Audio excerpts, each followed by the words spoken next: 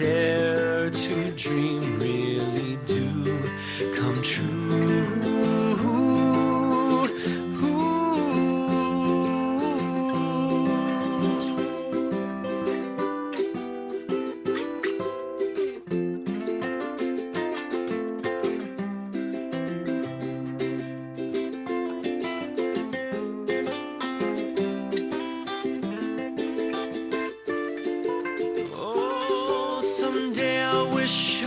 A star and wake up where the clouds are far behind me, where troubles melt like lemon drops high above the chimney tops. That's where you'll find me, oh, somewhere over the rainbow.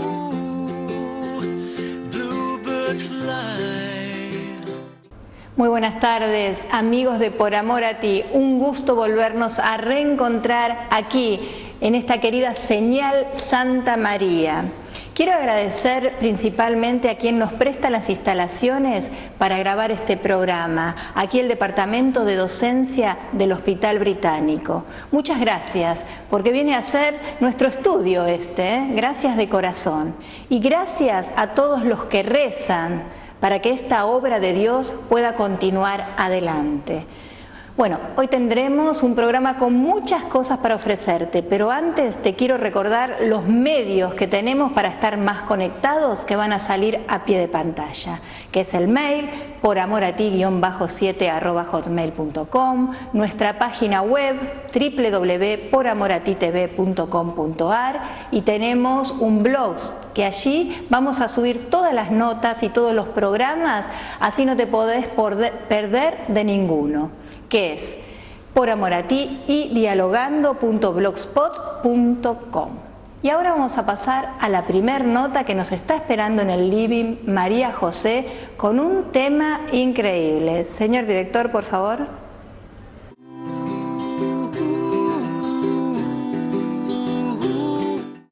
Gracias, Adriana, y en este espacio de lo social hoy vamos a hablar de un tema muy importante que tiene que ver con la parte laboral, la violencia en el ámbito laboral. Es un término poco escuchado, tomado del inglés, que se llama mobbing, ¿sí? Como repito nuevamente, tiene que ver con el acoso laboral o moral producido en un ámbito, por supuesto, de trabajo. Te cuento un poquito de qué se trata, ¿no? Se trata de asediar, acosar, acorralar, solo o en grupo. Hay alguien que hostiga, que produce miedo, temor, desprecio o desánimo en un trabajador. Inclusive puede llegar a provocar algún tipo de enfermedad, esta situación de estrés frente al hostigador. La violencia siempre es injustificada, nunca se puede justificar desde ningún lugar. La violencia se puede producir tanto entre pares, o sea, a nivel horizontal, como también puede ser de los subalternos en forma vertical ascendente, o puede ser en forma vertical descendente hacia los superiores. ¿Sí? El tema es que esta violencia no es un hecho puntual que se da en un momento de la historia, no, es algo que se da en forma sistemática y recurrente, en un tiempo prolongado. Como te decía antes, muchas veces se puede enfermar la persona hostigada o presentar alguna serie de síntomas que tienen que ver con el postraumático, como puede ser dolor de cabeza, fiebre, dolores articulares, etc. Lo que se pretende es el abandono del trabajo por parte de la víctima, ¿sí? Porque amenaza los intereses personales del agresor. Los intereses personales, bueno, pueden ser diversos, ¿sí? Muchas veces este fenómeno también es provocado desde una empresa. Hay un autor español que él nos cuenta que una empresa española lanzó el lema de que había que cansar a los trabajadores para que se vayan, desmotivarlos. Y bueno, uno de los resultados fue que hubo una serie de suicidios entre los trabajadores. O sea que este tema puede llegar a ser muy grave, ¿sí? Si esto permanece en el tiempo. Y como siempre en los temas de violencia, el mayor enemigo es el silencio.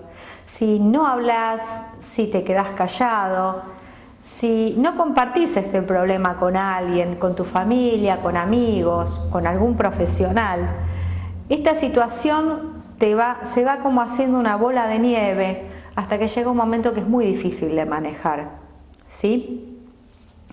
El hostigador utiliza estrategias sutiles, lo que hace es tratar de no dejar huellas, por eso es muy difícil de demostrar o de comprobar, ¿sí? Entonces quieren hacer pasar al trabajador como que es incompetente, improductivo, problemático, ¿sí? Y esto, como decíamos anteriormente, se da en una forma continuada. Esta presión laboral, por supuesto, lo que hace es que la persona se sienta denigrada, que pueda sentir vergüenza. Ese es uno de los motivos por los cuales a veces no habla. Y también otro de los fenómenos de la violencia, como también ocurre en estos casos, es la naturalización. Es que la persona se va acostumbrando a la violencia y eso no está bueno, ¿sí? Se va transformando en algo natural y algo normal. Te voy a dar algunas características del mobbing, ¿sí? Según el profesor Iñaki Piñuel y Zavala. Algunas de las formas en que se produce el acoso. Una de ellas es gritar, avasallar e insultar a la víctima, tanto que esté sola o como en presencia de compañeros o de otras personas de ese ámbito laboral. También puede ser que a esa persona le asignen trabajos que tiene que realizar, que son imposibles de realizar en el tiempo y de la manera en que se lo proponen. Otra de las formas que se puede hacer es sobrecargar a esa persona de trabajo. Selectivamente, no es a cualquiera, es a esa persona en particular. También se la puede recibir amenazas a esta persona en forma continuada, o también se le puede quitar áreas de responsabilidad, asignándole tareas rutinarias, aburridas, o también lo que puede ocurrir es que no se le asigne ninguna tarea. En otros casos, bloquean administrativamente a la persona, no dando un traslado, extraviando, retrasando o manipulando documentos o resoluciones que le afecten. También se puede invadir su privacidad, ¿no? Interviniéndole el correo, el teléfono, revisando sus armarios, sus cajones. Robar, destruir o sustraer elementos claves para su trabajo. Y después ya apuntar más a lo que es personal. Por ejemplo, atacar sus convicciones personales, su ideología, sus creencias religiosas. Y por supuesto, buscar en otros una cierta complicidad para atacar a esta persona. Esto existe, es importante que lo conozcas, es importante que lo tengas en cuenta. Si sentís que algo de esto puede estar ocurriendo, tanto en vos como en algún compañero de trabajo o en alguna persona cercana a vos, lo importante es que pongas esto sobre la mesa, que lo puedas hablar y que se busque ayuda para que esta persona, digamos, salga lo mejor posible de esta situación. Muchas veces, tratando el tema a tiempo, se puede revertir dentro del ámbito de trabajo, hablando con las personas claves, tratando de reubicar a esa persona, o por lo menos de tratar de resolver el conflicto dentro de las posibilidades. Muchas veces esto ya no es posible y es necesario renunciar y abandonar ese trabajo. Pero es preferible abandonar un trabajo que perder la salud. Bueno, y continuamos aquí en Por Amor a Ti.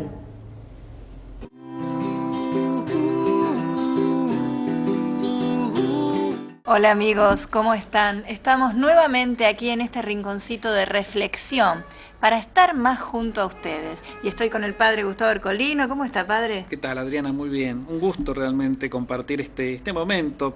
Como vos bien decís, este ratito de reflexión sobre las cosas tan concretas y tan simples de la vida, ¿no? Porque Dios está en lo simple de la vida. Exacto. Y que obviamente se va articulando a través de cosas puntuales que en el día a día o en diferentes fechas se van dando cita y que nos ayudan a pensar, bueno, esto es parte de mi vida. Exacto. Hoy vamos a tocar el tema de la ancianidad, ¿no? Tal que es un cual. tema tan delicado, y que me trae tanta ternura también, ¿no? Vamos a celebrar la memoria de dos santos que a veces no se tienen tan en cuenta o son pocos conocidos, pero que tienen mucho que ver con la vida de Jesús, porque son nada más ni nada menos que sus abuelitos, es decir, Joaquín y Ana, los papás de la Santísima Virgen María.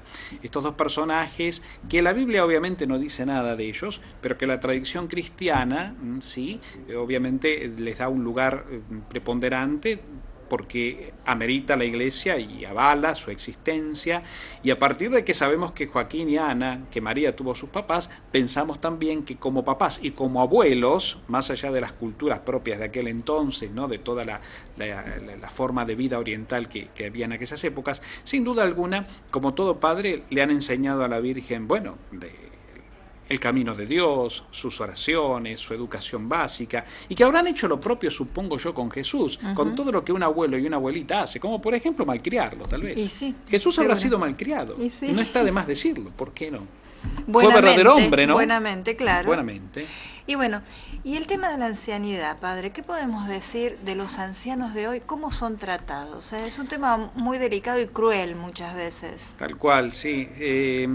Y yo creo que toca muy a flor de piel a todos de una manera o de otra, porque claro, es un tema delicado, porque por un lado vemos la realidad triste de los ancianos que son olvidados, porque son ancianos, porque son viejos, y el viejo es redundante, el viejo ya no carbura ni tiene las pilas que tienen los jóvenes, en un mundo tan pragmático, que responde solamente a cosas inmediatas, que no tiene tiempo para el silencio y la reflexión. Pero, perdón, pero creo que nos olvidamos que nosotros, si Dios quiere, vamos a llegar a allí también, ¿no es cierto? Entonces, creo que nos olvidamos de eso, que es muy importante. Y que justamente en este devenir del correr cotidiano, nos hacen perder la memoria y el sentido común, de que justamente vamos nosotros el día de mañana a ser viejos. Pero yo creo que no solamente hay que pensar en los viejos, en el buen sentido de la palabra viejos, que es una palabra noble, ¿no? Cuando nos referimos a un anciano, porque nosotros vamos a llegar a viejos, sino porque tenemos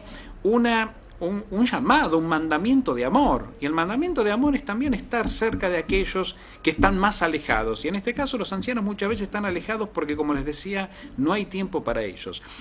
Están en las casas a veces olvidados, los chicos se los tiene en cuenta. No se los tiene en cuenta, no se los escucha. Basta muchas veces en nuestro, por ejemplo, vida pastoral, trabajo sacerdotal, cuando vamos a visitar a una casa a un viejito, a llevarle la comunión, a confesarlo, a darle la unción, sentarnos y simplemente nosotros vemos que la necesidad es escuchar, estar con él. Y más allá de hablarles o de rezar con ellos, que también ciertamente lo hacemos, es escucharlos. Porque necesitan que se los escuche. Ellos necesitan hablar. Y muchas veces, obviamente, redundan en temas y tienen ansiedad de contar su historia, sus experiencias. O repetirlas bien. O repetirlas. Es loable, tienen que ser escuchados, pobres, ¿no es cierto? Claro y que muchas sí. veces, la mayoría de las veces, se pierde la capacidad de escucharlos. Ese es el gran problema de hoy. Ya no nos escuchamos. Cada uno más bien monologa y quiere imponer, ¿no? O hacer, sobresalir su propia opinión, su propia verdad, su propia palabra. O lo peor que hay, padre, que aparentemente se hace que se escucha y no se escucha. Y no se escucha. Exactamente. Porque muchas veces pasa eso. Sí, el gran mal del hombre es que se escucha demasiado a sí mismo y mal. Y mal, porque si se escuchara en su verdad más profunda y más íntima, obviamente podría haber un montón de cosas positivas y no tanto, y poder entonces crecer en serio desde su propia verdad más íntima. Pero a veces nos escuchamos a nosotros mismos en cuanto a nuestros caprichos. Lo mismo sucede en este caso. Por eso hay tan poco tiempo para el viejo, ¿no? Y cuando en definitiva, la ancianidad, ¿qué es? Si la tenemos que analizar desde el punto de vista existencial. Y la ancianidad es la conjunción de toda la experiencia de una vida vivida intensamente, con luces y sombras, con alegrías y tristezas, con aciertos y errores, Toda una acumulación entonces de experiencia y de sabiduría, y toda una verdad concreta que, como decíamos hace un momento, es parte de la vida del hombre, ¿no? No vale solamente el que puede hacer porque tiene la plenitud de la vida en la juventud. Exacto. Vale también el anciano. A los ojos de Dios somos todos iguales, y justamente por la experiencia. Por eso escuchar a ese viejo deteniéndonos ante él, aunque muchas veces redunde en sus conceptos, es bueno saber que está emanando desde lo profundo de su corazón un montón de sabiduría y de verdad, vivida en una experiencia de vida concreta y que está ahí adelante nuestro y que nosotros tenemos la obligación de valorar. Y respetarlos y no desecharlos, aunque sea una palabra dura, ¿no es cierto? Porque muchas veces hablábamos nosotros en el corte, padre, muchas veces, usted me menciona, con razón o sin razón, son llevados a geriátricos, ¿no? Y no hay que olvidarse, yo quiero mencionar algo, no hay que olvidarse lo que dijo Jesús, ¿no? Honrarás a tu padre y a tu madre. Entonces no desecharlos simplemente porque tengo una vida agitada y me molesta en casa. A mí me parece muy cruel a veces cómo son llevados los padres, por no decir viejos de buena manera, ¿no?, a los geriátricos y abandonados allí. No digo en algún otro caso que quizás necesite, ¿no es cierto?, pero hay muchísimos casos donde son abandonados allí y casi siempre, lo digo porque he visto situaciones en muchos lados, casi siempre al poco tiempo mueren. Claro. Yo creo que es por desamor, por falta de amor.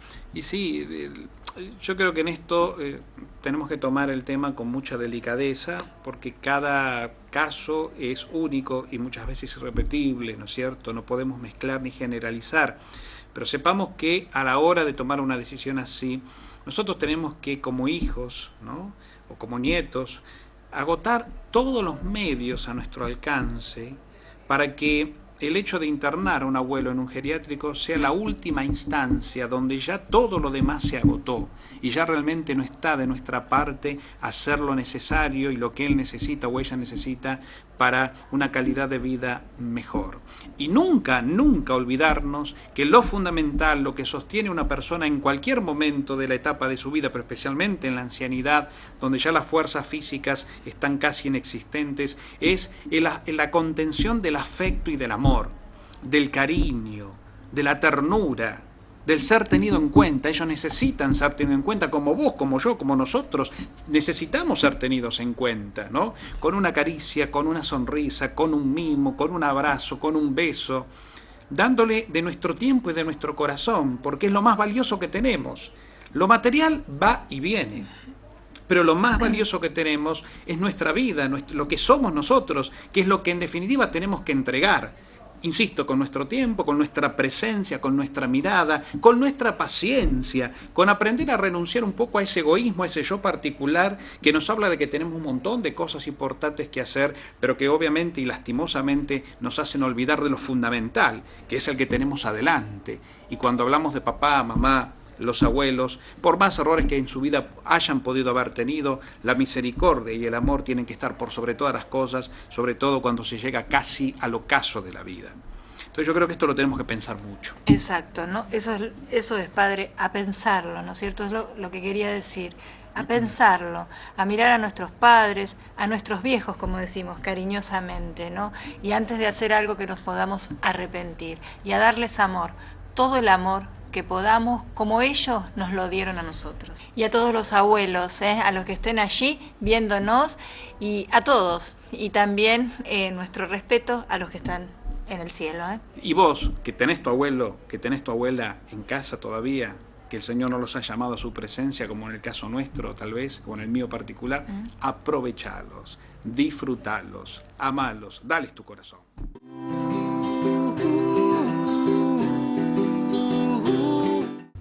Nos encontramos en este segmento Teología y Vida de Por Amor a Ti.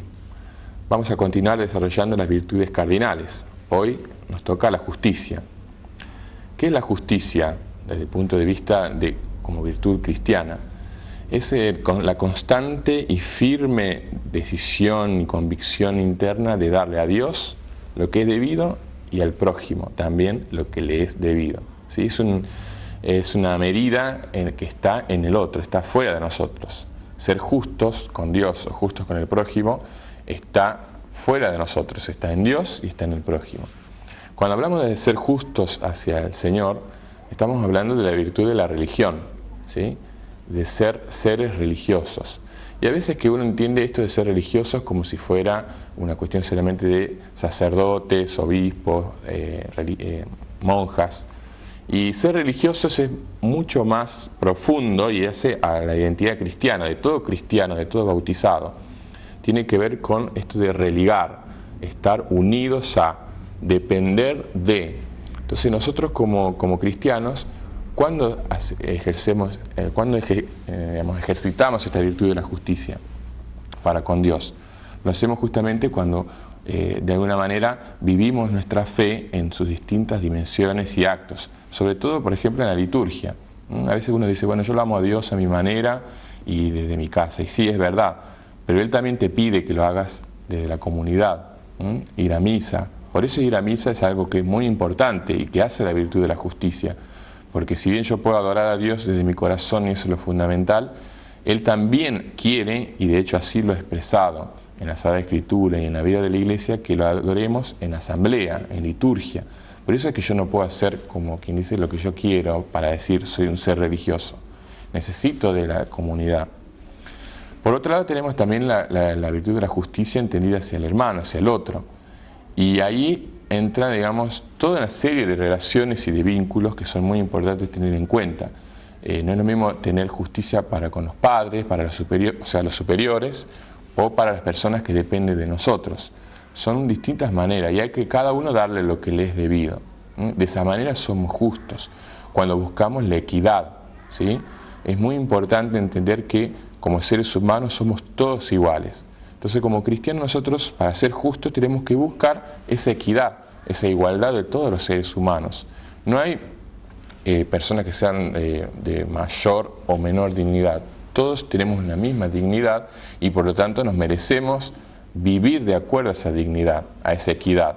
Y justamente si buscamos en cada hermano esta equidad y que el hermano tenga lo que le corresponde, tenga sus derechos, también vamos a buscar que la sociedad sea, desde el bien común, entendida como un acto de justicia, ¿sí? De todos los cristianos, como un servicio también a la sociedad, buscando el bien común, en el mundo de la política, en el mundo de la cultura.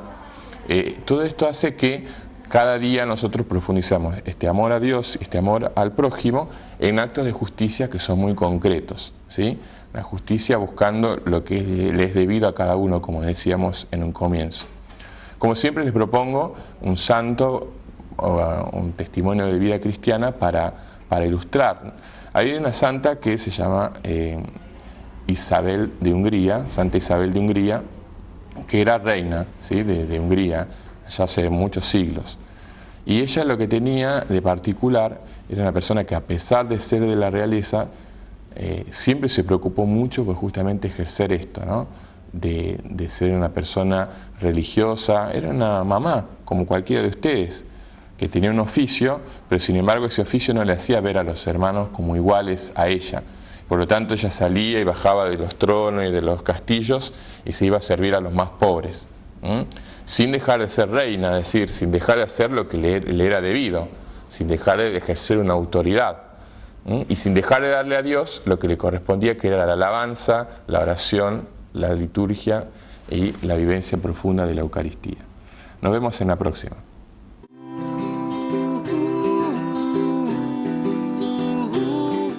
Bueno, estamos con Franco Ferrante. Él estuvo un día antes en la misa de San Ignacio de Loyola. ¿Cómo estás, Franco? Bien, Adriana, ¿cómo estás vos? Con este acontecimiento tremendo que realmente pasó. Penoso. ¿Vos qué relación tenés con la iglesia? Nosotros estuvimos el día anterior, como vos bien dijiste, ya a las 18 horas ya estábamos haciendo la vela de guardia, porque yo ingresé a la Orden de Caballero de Santa María de los Buenos Aires, donde tiene como sede ahí la iglesia de San Ignacio para oficiar la misa y hacer el cruzamiento. O sea, que la iglesia estaba impecable, estaba maravillosa como siempre. Era el domingo. Era ¿qué el día? martes. El martes. El martes, 24, el día de la Merced. Sí. Y bueno, nada pintaba que iba a pasar lo que sucedió posteriormente a la madrugada. Realmente la ceremonia fue magnífica, la misa excepcional, bueno, el sacerdote, el párroco, todo el recibimiento, la iglesia todo. majestuosa. ¿Y qué opinión tenés y realmente sobre este fue acto? triste saber al otro día que eso había pasado en el mismo lugar donde, o sea, se hacía una ceremonia, o sea, donde esta gente hacía el cruzamiento, la orden de caballero funciona, que es ayudando a los pobres y a los desvalidos y a la gente más necesitada y a los más inferiores de condiciones, y de repente a la madrugada y al día siguiente saber que habían atentado contra la iglesia, estos chicos que entraron por los túneles, que ya sabemos cómo fue el episodio, que realmente como para dar un testimonio triste, aberrante. ¿Y qué opinión tenés? ¿Por qué pudieron es haber como que hecho quieren eso? manifestarse su desconformidad, que no sabemos cuál es en realidad, pero una desconformidad que la sociedad está permitiendo que se ejerza, porque de pronto tenemos la Iglesia Católica, tenemos nuestro Papa que es argentino, o sea, todo este auge que está tomando la Iglesia, y el carisma que está tomando la Iglesia con nuestro Papa argentino, la emoción de la gente, otra gente lo quieren opacar y lo quieren malograr con este acto, ¿no? O sea, quemando cosas de la Iglesia, haciendo esa veracidad en los altares como han hecho, o sea, que tuvieron que hacer el desagravio de la iglesia y honrar nuevamente los altares para hacer la mesa del sacrificio, o sea, mostrar una parte fea, ¿no?, de la sociedad. Y los jóvenes, los más tristes, chicos que no le permiten o que no hacen los docentes o los padres en función de una buena educación, porque vamos a decir, los chicos tienen voluntad propia, lo sabemos, pero los padres también tienen que ejercer una cierta autoridad. ¿No crees que es falta de autoridad y límites? Claro que sí, no le ponen límite. Estamos viviendo una sociedad donde los padres, para contentar a los hijos, se adhieren a los hijos. Exacto. No ponen el rol de padre y el rol de hijo. Y también los docentes poner su autoridad, que a veces no lo permiten los mismos padres, ¿no es cierto? Sí, porque antiguamente los docentes tenían la autoridad de enseñarte y los padres apoyaban al docente porque era el que te iba a formar. Ahora los padres desafían al docente, entonces están limitados los docentes y de pronto ya desde el ministerio, desde la autoridad, ninguno ejerce autoridad. ¿Cómo puede estar tomado el Colegio Nacional Buenos Aires, una institución histórica, por chicos? Exacto. ¿Cómo puede estar en manos de chicos? No. Y nadie se hace responsable de quién tiene la autoridad para sacar a esos chicos afuera y que funcione el colegio como tiene que funcionar. El que quiere sigue estudiando y el que no quiere que se vaya a otro colegio. Exacto. ¿Cómo tienen la autoridad ellos para gobernar y manejar a las autoridades? Desde tu lugar, por último, ¿qué pensás que se debería hacer con estas situaciones? Con estas situaciones ponerles límites. Exacto. Límites desde los padres hacia abajo. Los alumnos son alumnos, los adolescentes son adolescentes y los mayores son mayores. Acá se mezcla todo. Acá un adolescente gobierna a un mayor. Sí. Y una masa gobierna a un dirigente, a la democracia que tenemos, la cual tenemos que gozar. Pero estamos privados en esa democracia, porque ahora tenemos una democracia de la cual deberíamos gozar y vivimos asustados y aterrados porque cualquiera tiene el derecho a hacerte y a hacer cualquier cosa. Exacto. Te agradezco tu tiempo y tu claridad, por favor. Franco. Bueno, creo que fue claro. Exacto. Gracias, Adriana, como siempre. Gracias. Continuamos.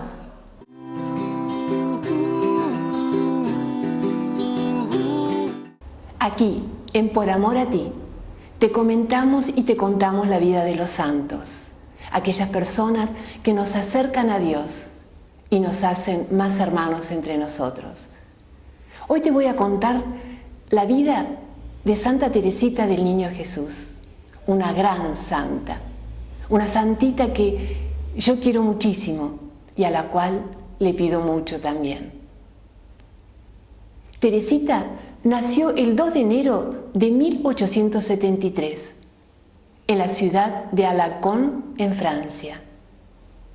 Era la más pequeña de 9 hijos. Su papá, Luis Martín, y su mamá, María Celia Guerrín.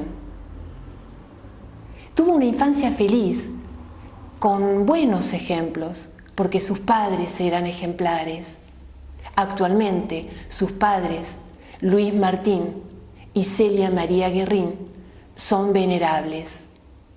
Ese es un título que otorga la Iglesia para un camino a la santidad. Lo hizo Juan Pablo II en el año 1997, que los proclamó venerables. Y en el año 2008, Benedicto XVI firmó la declaración para hacerlos beatos. Pero ahora vamos a seguir con la vida de Santa Teresita. Su mamá murió cuando ella tenía 4 años. Su papá se hizo cargo de sus hijas, pero no pudo. Entonces decidió vender la relojería e ir al pueblo de Lisieux, donde estaba la hermana de su esposa, para que la ayude en el cuidado de sus hijas. Teresita tuvo como segunda mamá y como la adoptó a su hermana Paulina como la mamá. Por eso sufrió gravemente cuando Paulina ingresó al convento de las Carmelitas. Se enfermó de tristeza, se enfermó de angustia. Y ella decía en un momento que en el cuarto donde estaba había una señora que le sonreía y que eso la sanó. ¿Quién era? La Virgen de la Sonrisa. Esa Virgen a la cual les recomiendo que ustedes le recen cuando están angustiados o cuando están tristes. Es una oración bellísima. Santa Teresita tomó la comunión el mismo día que su hermana Paulina hizo los votos perpetuos. Después, ella mirando el periódico, vio que un asesino iba a morir y quería que se arrepintiera, quería que se convirtiera y comenzó a rezar, pero no sucedía nada. Hasta el día en que, cuando iba a morir, esta persona se arrepintió, se confesó y hasta besó la cruz. Santa Teresita se sintió feliz porque dijo que Jesús la escuchaba y ahí se dio cuenta del poder de la oración. Y comenzó a rezar, y siempre rezaba por las necesidades de las otras personas. A los 15 años, ella quiso ingresar al convento de las Carmelitas como sus 3 hermanas, pero el obispo no la dejó porque era muy pequeña. Al año siguiente, ella viajó en peregrinación a Roma, hacia el Vaticano, porque era el año sacerdotal jubilar.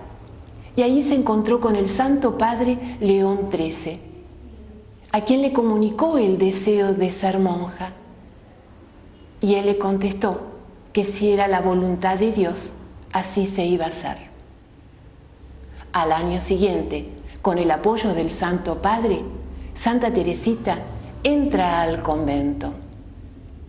Ahí hace una vida de sacrificios, de humildad, de oración y de mucha paciencia, porque había monjitas que tenían mal humor, decía, y que no la trataban bien.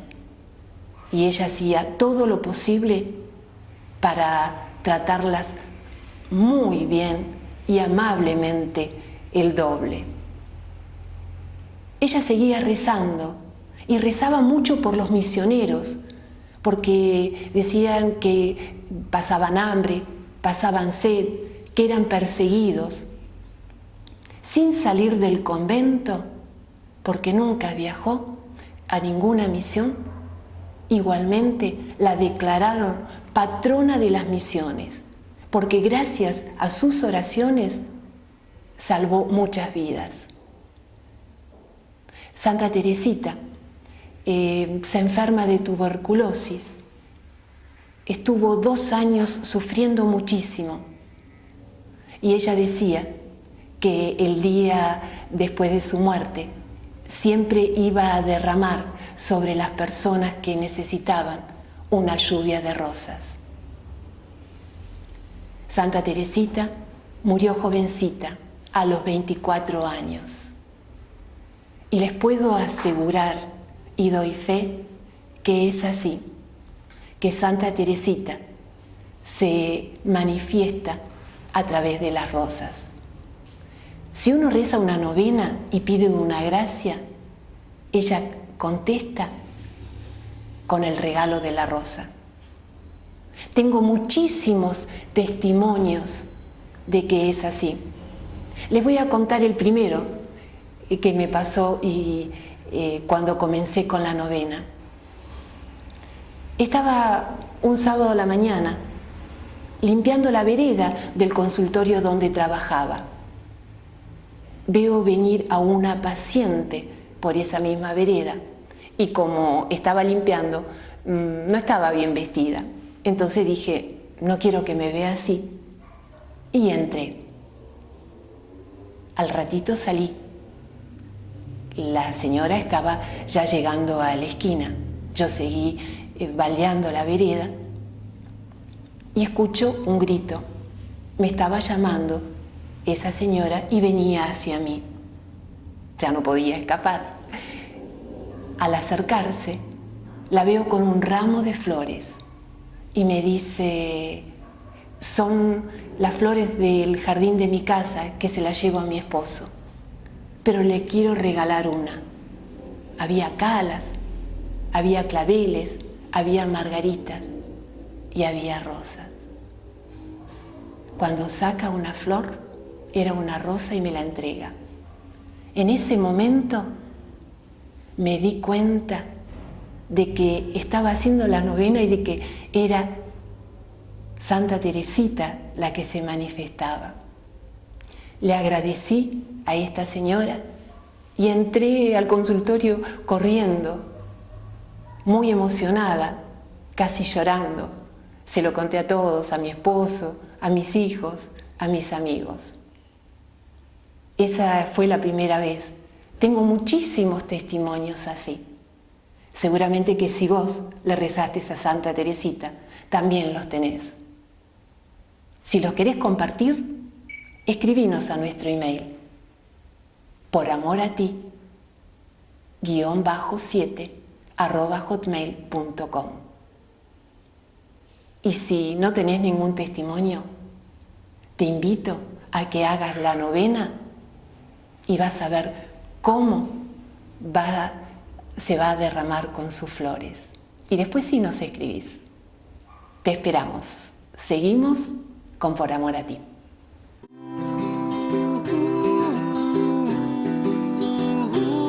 Querido amigo de Por Amor a Ti, como todos sabemos, donar sangre es dar vida. El Centro Regional FUESA es un centro que se dedica a la donación de sangre. Tenemos que concientizarnos que donar sangre es dar vida y podemos ayudar a muchísima gente.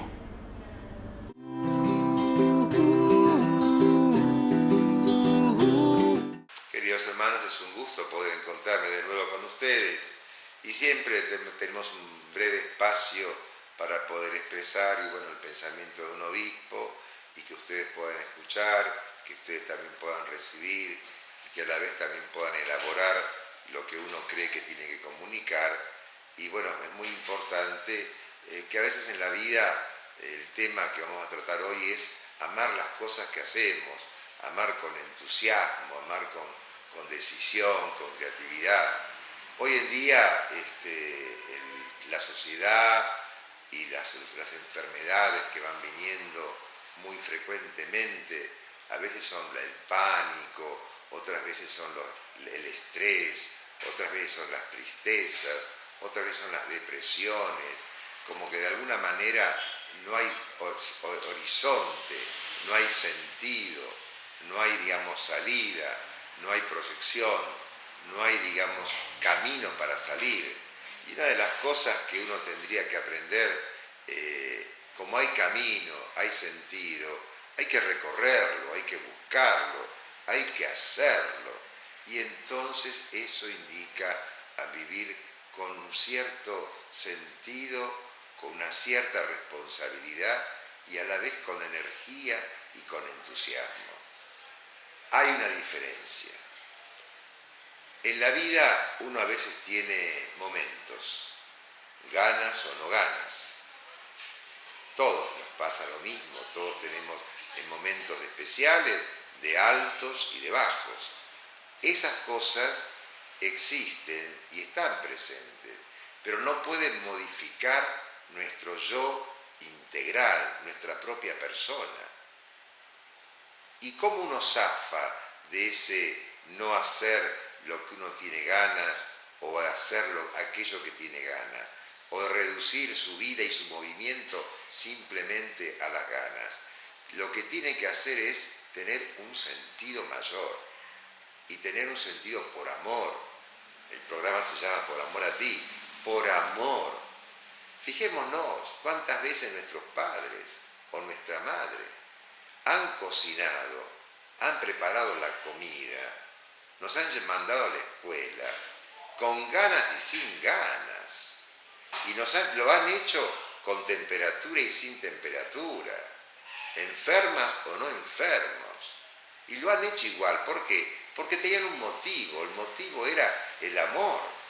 Lo que hacen también las mamás actualmente hoy, hacemos las cosas no reducidas simplemente a ver igualitariamente a las ganas o no ganas. El motivo que entusiasma nuestra vida es un motivo mayor, un motivo superior, un motivo que nos trasciende, que es el amor. El amor a Dios, el amor a los hermanos, el amor a los suyos y el amor a uno mismo. Nosotros tenemos que acostumbrarnos a saber que tenemos que dar lo mejor a los demás, no lo peor, lo mejor. Y tenemos que dar lo mejor con entusiasmo, con energía, con decisión, con creatividad, con fuerza, con entusiasmo.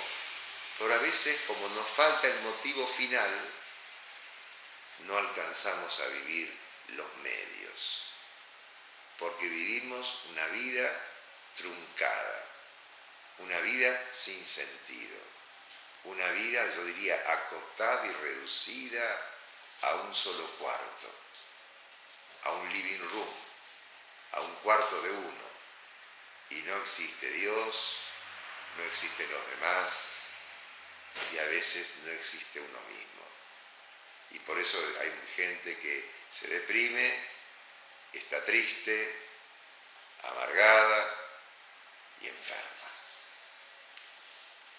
Pongamos entusiasmo, pongamos fuerza, pero no en nosotros, sino en aquello que nos potencia, aquello que nos ilumina, y hacer las cosas con esa libertad y con esa generosidad que es tan importante tener, por amor a Dios, por amor a los demás. Y no importa si los demás te lo reconocen o no te lo reconocen, si te pagan o no te pagan, te aplauden o te critican, no importa. Lo importante es que uno actúe y obre porque está convencido, en último término, que no le quiten la dignidad, que no le quiten lo más propio de un ser humano. Y lo más propio de un ser humano es tener amor, saberse amado y poder amar. Y uno puede dar más y reclamar menos, que a veces a uno le puede faltar. Pero la alegría de dar es más importante. Realmente hay que vivir con entusiasmo, pero el entusiasmo no se lo produce por decreto, no es una imposición del voluntarismo, sino es arbitrar y conocer las causas, los motivos, las motivaciones profundas que tienen que tocar nuestra alma, y que esas motivaciones nos dan luz y nos dan movimiento hacia afuera. El amor es difusivo por sí mismo, es un bien que se difunde. Y si uno está convencido de ello, ¿cómo uno va a vivir una vida opaca, triste, depresiva, cerrada, acotada, apagada? Acuérdese, levante la mirada, tenga mirada de águila, y que realmente el Señor la bendiga ampliamente y nos bendiga a todos para vivir una vida con entusiasmo y hacer las cosas con la voluntad del amor y no simplemente con la voluntad de las ganas. Les dejo esta bendición. En nombre del Padre y del Hijo y del Espíritu Santo. Amén.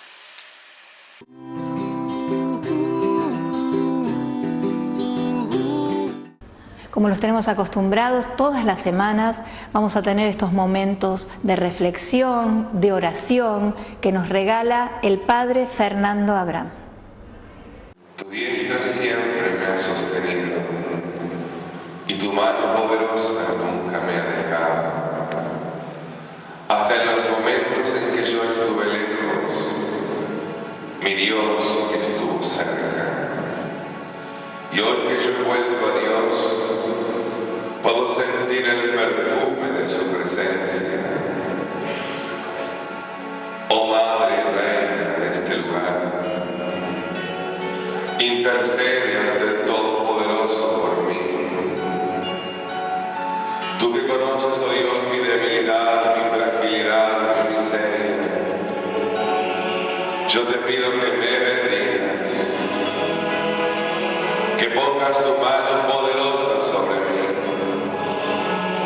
y alejes de mi vida toda maligna enfermedad. Eres un Dios de milagros, eres un Dios de bendiciones, eres el Dios que nunca me dejará. Oh Dios, sácame del pozo en que he caído. Yo espero en tu nombre y sé que te voy a dar gracias, pero ten misericordia, sácame del pozo en que he caído.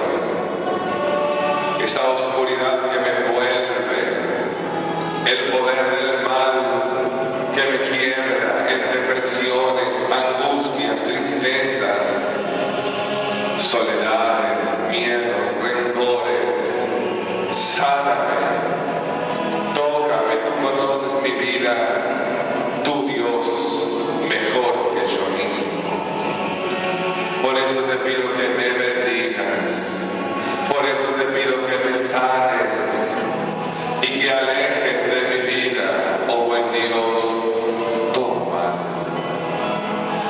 Eres un Dios grande y poderoso, hacedor de milagros, y en ese Dios se refugia mi vida. Sálvame, Jesús, y por grande que sea la prueba, tú, mi médico celestial, para Dios nada le es imposible. Jesús, extiende tu mano, tócame, Señor, y sáname. Sáname. Te pido por todo lo que necesita de tu bendición, por quienes están enfermos, por quienes van a atravesar una operación, un tratamiento. Oh Dios, bendice mi medicación, ilumina a mis médicos, defiende mi vida contra los enemigos que se levanten, esos enemigos que son de afuera y también de adentro de mi vida. Oh Dios, levántate a mi favor, levántate como levantaste a María en su ascensión, en su asunción. Sí, hoy también sé que tú me levantarás. A ti te declaro, como dice hoy el Evangelio, en mi único Dios. No hay otro Dios fuera de ti. Eres el Señor, el Dios del universo, el Dios de mi vida. Toca, sana, y donde esté mi enfermedad, esté tu bendición. Donde esté mi cruz, sé que Dios estará para ayudarme a llevar mi cruz. Oh Dios, tú me quieres sano, alegre, bendecido, próspero, feliz. Oh, tú mi baluarte, mi fortaleza, el Dios que sostiene mi vida. Oh Madre Virgen del Rosario, te lo pido,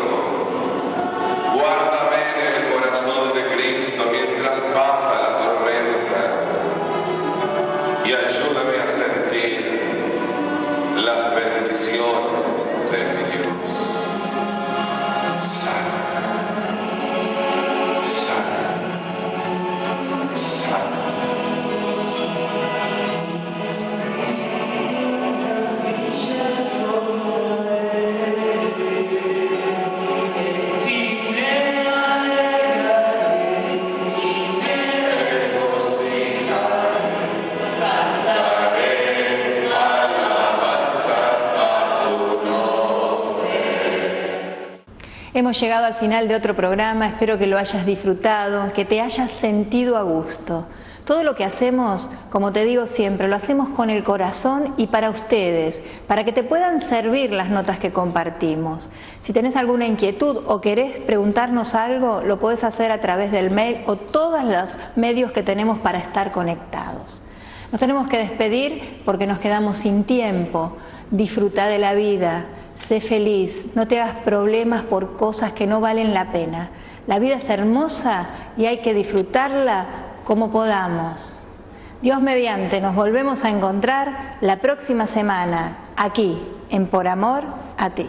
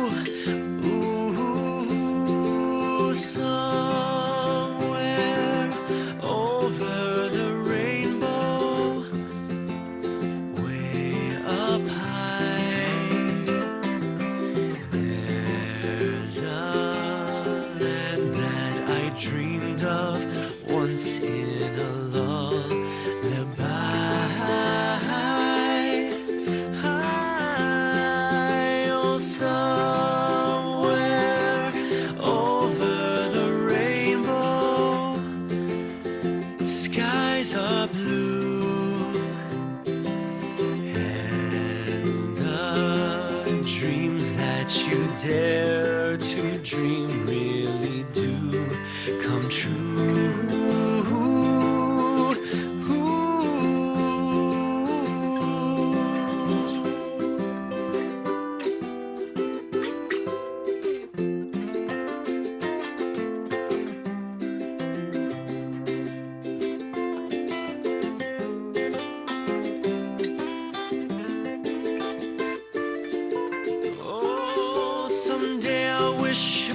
A star and wake up where the clouds are far behind me, where troubles melt like lemon drops high above the chimney tops. That's where